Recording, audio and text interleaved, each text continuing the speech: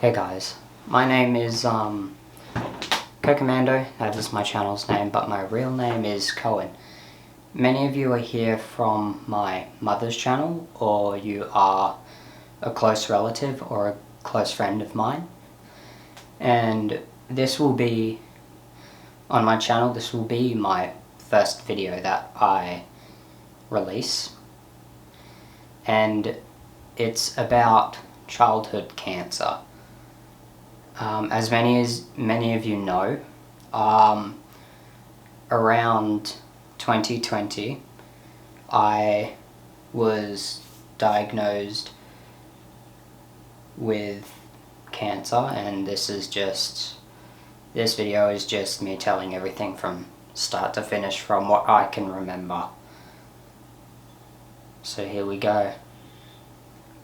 Around halfway through December 2020, I started getting really bad pains in my left leg, my lower half of my left leg, and it was dismissed by my doctor as growing pains because I was around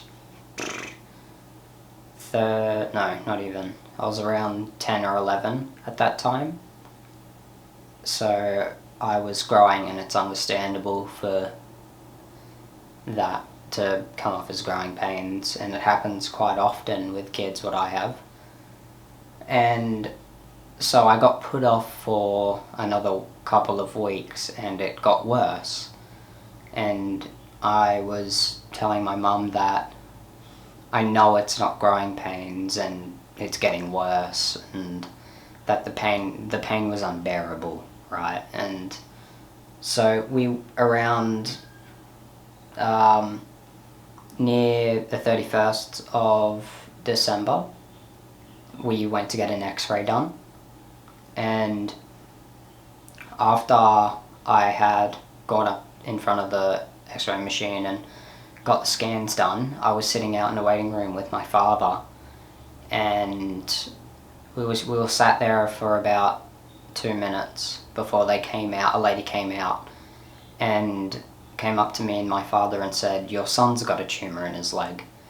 And as a kid, that is not something you want to hear, especially when you're not quite sure what that means. And I was sat in a chair. My father went off and talked to a lady, and I was sat there in disbelief, and my mind kind of went blank at that time, and I couldn't really comprehend exactly what was going to happen after that. And my father came back up to me after a couple of minutes and said, "We've got to go to the hospital." And so we went out of the x-ray place, and we went back into our car where my mother was. And I remember my father saying to my mum, "We've got to go to the hospital." And she genuinely thought he was joking, which was scary for me because it made me understand how serious the situation was, because even my mother didn't think it was true.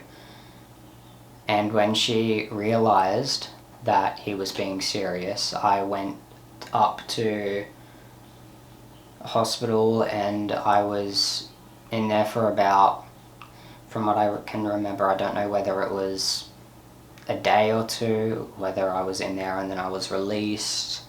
I'm a bit foggy on that, but I just remember being sent back home and being told to enjoy New Year's, and it was Christmas at that point, so I was to enjoy Christmas.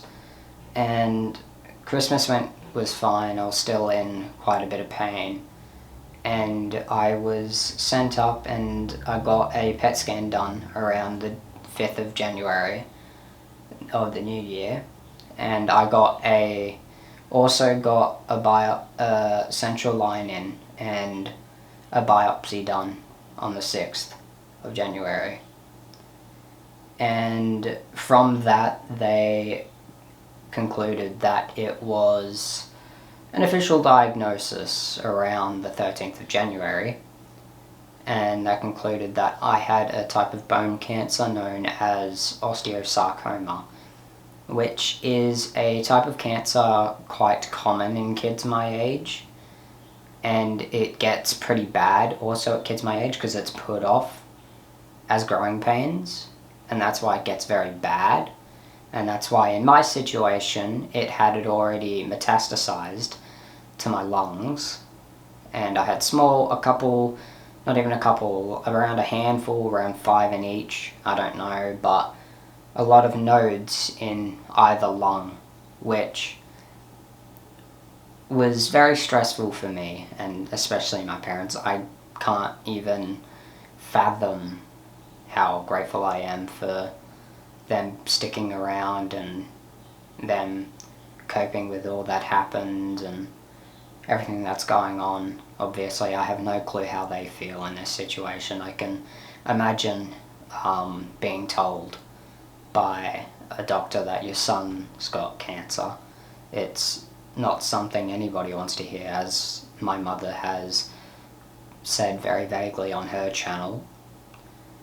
And I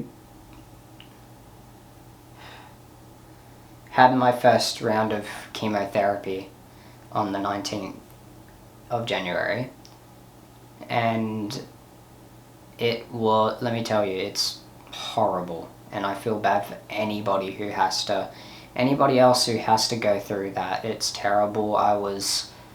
It really messes with you. It makes you feel horribly sick, and your energy levels completely deplete, especially when you're stuck in a bed as well for however long your chemotherapy takes. I believe mine took about a week to do, and I can't remember very vaguely of what my first one was, but I just remember that in general, all the ones that I've been on were absolutely horrible, and they were all different. They all had different side effects, and they were just really difficult to deal with. And around the 21st of April, so I was on that first chemo for a couple months, and they decided to do a leg surgery, which is where my main tumour was located, my left leg and my tibia, on the 21st of April. And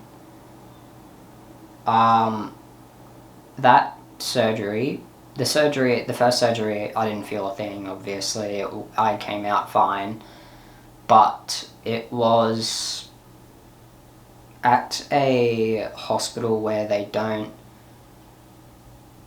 like an old school hospital, and also they do things a bit differently than I'm used to. And they had 2 big drains put in my leg. And oh yeah, I forgot to mention, my apologies, after the main surgery, which was the one in my leg, they accidentally cut a very important vein or artery, whatever it's called. And so I lost all feeling. They only found out about it around, I don't remember whether it was 2 or 6 hours after they had done the surgery, where my foot, I lost all circulation and all feeling in the bottom half of my left leg. And so they had to go and do a second surgery where they took a grafted vein from my right thigh, and replace and fix the vein or artery that they accidentally chopped. And it was big. I was out and I was fine. Obviously, it was like the other one, and I was very nervous and I was obviously very scared because I had these two massive drains. One that was just above my knee. Actually, no, it was just below my knee and underneath my knee. And what they were put in for is they were draining out any fluid that built up in the bottom half of my leg, because they replaced my the tumour that they cut out. The main tumour that they cut out was around 10 or 12 centimetres, and it had gotten so bad to the point where they had to cut out bone from my knee, from my above my knee down to just above my ankle. So that's all titanium now, and I'm assuming that had I'm assuming that's why they put the drains in, because obviously it's a foreign body and your body builds up fluid. And so after a couple, I think it was a couple nights or weeks of having that in, they had to take them out. And I was like, alright, cool, I'm going into surgery for that. No, I was not.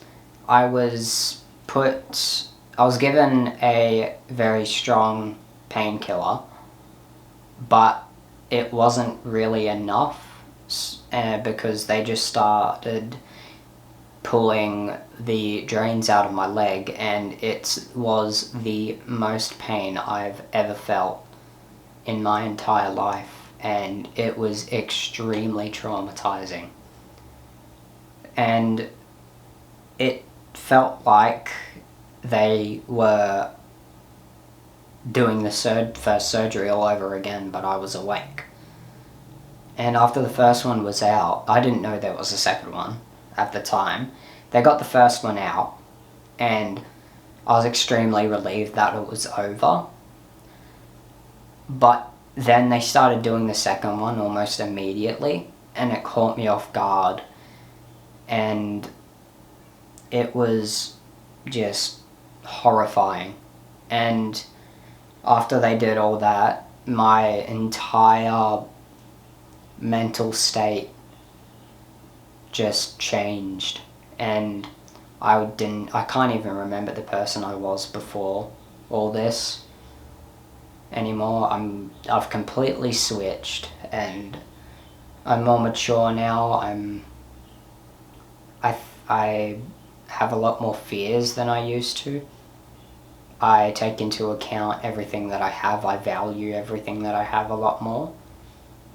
And I think everybody should. Value everything you have. It doesn't matter what it is. Doesn't matter whether it's a Christmas present you didn't like, or especially family. Always cherish the people that you have around you, because you don't know how long you have yourself or they have. And everybody has to die at some point, and everybody goes at some point. And so that's why it's very, very important to cherish the time that you have with your loved ones. And I learnt that lesson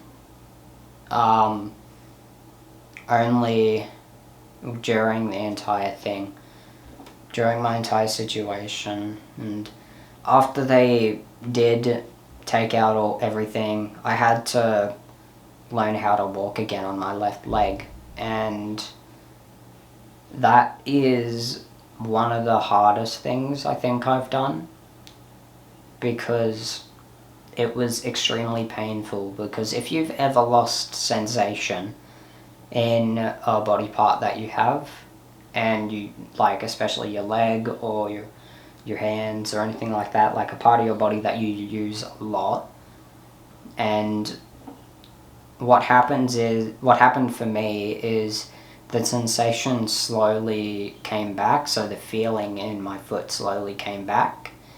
And when your body does that, everything in that part of your body is heightened, so which includes pain and nerve pain. And it was extremely painful to walk, especially bending my knee and stepping on my foot and stuff like that, because I had this tingling sensation for many months after surgery, and which made it very, very difficult to sleep, on top of the thought of everything I'm going through. So I didn't really get much sleep, and it was very, very hard. But I am able now, I'm able to walk decently well now. I still have lost some mobility in my foot because I can't lift my foot, but I can move it down left and right. That's all I can do there. And because of the fact that I can't lift it up, my ankle is quite tight, the muscles are quite tight, which makes it very difficult to walk properly. I also lost the percentage of my muscle in my left leg, because before I could walk, they had to keep my leg straight for many, many months, and so all my muscles just got used to that position, and then I had to do exercises to bend it back out again, which was incredibly painful. And after I was able to walk well again, my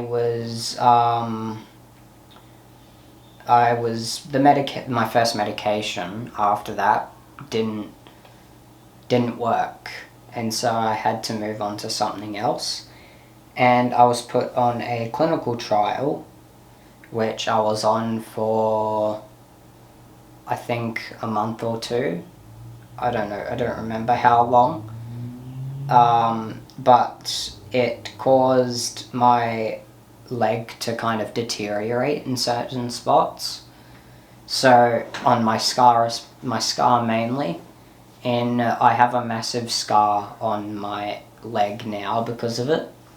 And what had happened is my skin I had gotten an infection in a spot of my leg where my scar was, and so it started deteriorating around it, which was, as you can imagine, very scary and very disgusting. And I had to get put off any medications that I was on, because my intravenous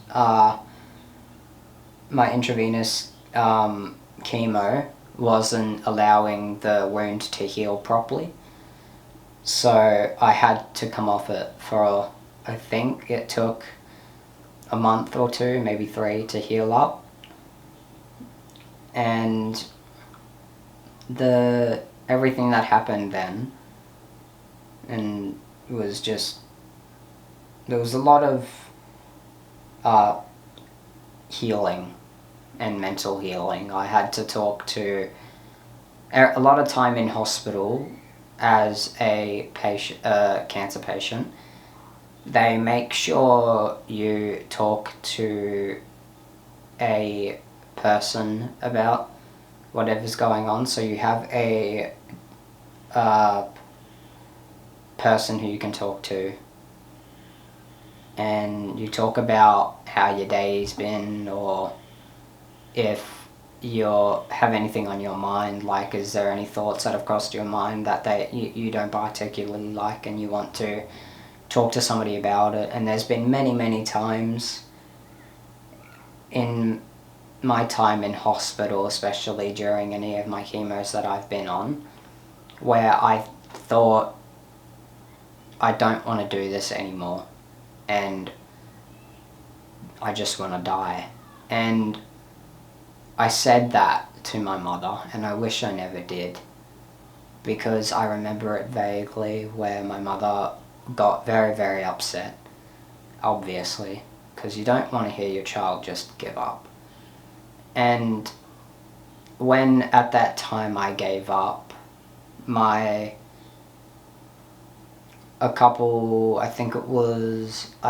mother reassured me that it's all going to be worth it in the end, and even if it's not, you're not dying yet, and you have a lot that I want to do, and a lot that I want to achieve, and whatever that is, I could still possibly achieve that, or at least enjoy the journey still.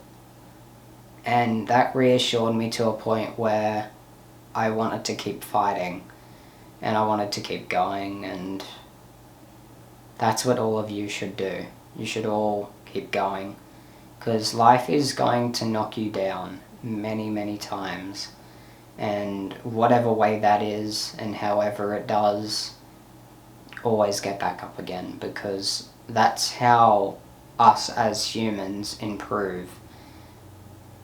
And and because we wouldn't be where we're at if we didn't have struggles, because I'm the person that I am now because I went through what I went through, and I like the person that I am better than I was before, because I enjoy. I was always an old soul, as many people told me, and I always preferred acting older my age, and it comes a lot more naturally now. And that's what the world will do to you, and that's how you mature, is by going through things you don't want to, and going through situations that you don't particularly like, or whatever you're going through, whether that's depression, serious anxiety, or losing a family member, whatever it is, it will harden you, and you will always be a better person after those experiences. Whether you like it or not, it's how we grow. And it's the same with trial and error. Whenever say you're making a project at school, or you're making a project at work, or whatever, you have to fail in order to perfect something. Or not even perfect something, because nobody's perfect. To get really good at something, you have to fail. And a lot of people, waste their time.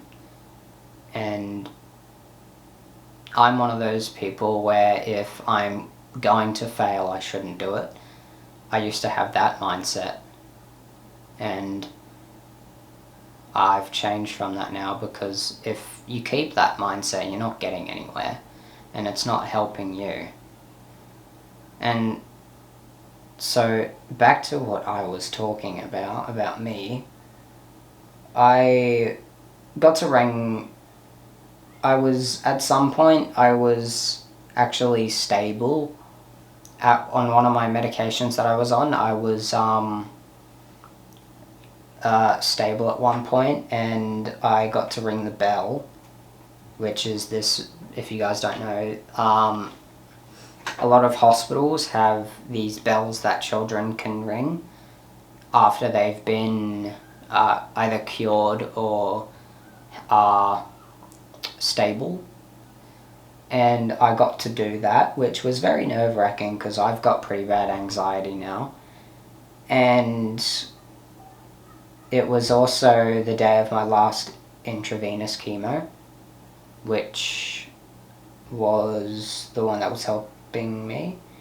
And so I went off that, and around March, of the next year, we found a lump in my leg, and it turned out to be nothing, but we were worried about it, and we had to stop